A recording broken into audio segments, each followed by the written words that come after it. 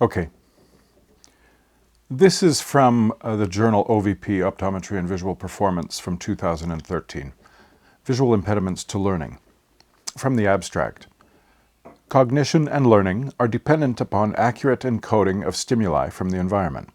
If there is an error in or an impediment to sensory perception, higher cognitive functions such as reading, memory, emotional awareness, and impulse control can be affected.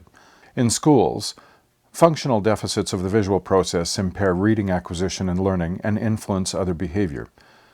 Children are affected by different types of impairments to eyesight and visual function. The degree to which children are impacted varies according to the depth and nature of the impediments present and to some degree to ethnicity. Some children are at greater disadvantage simply because of the greater visual demands of the neo-traditional classroom.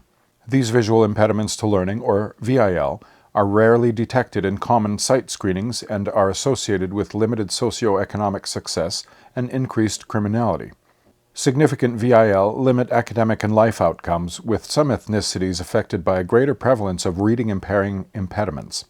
This presents difficulties for various public agencies at all levels of government.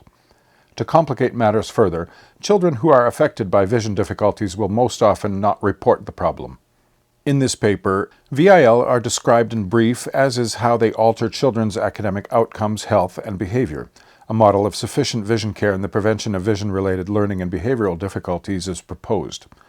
The position is advanced that ensuring adequate vision management for children entering the 12-year academic cycle is a matter of fundamental human rights.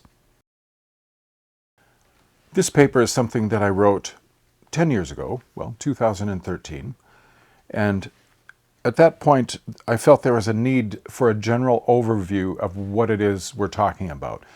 In behavioral optometry, in rehab optometry, I'm focusing here on visual impediments to learning, but the same principles apply to traumatic brain injury and other developmental or disease-related brain injury processes.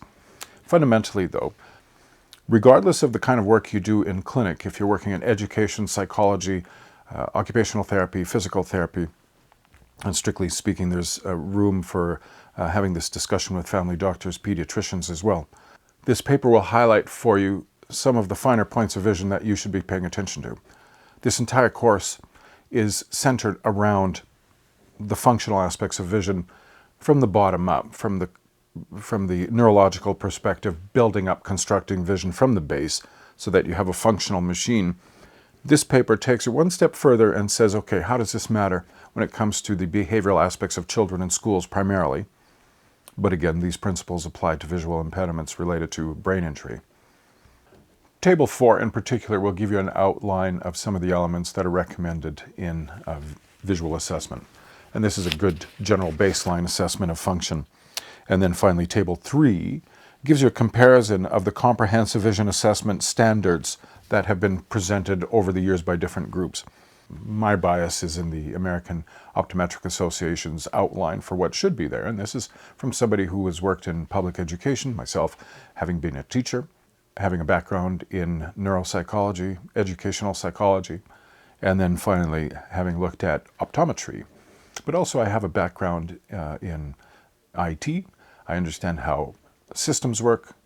In computer systems, I understand that inputs are important, how processing is relevant, but primarily input.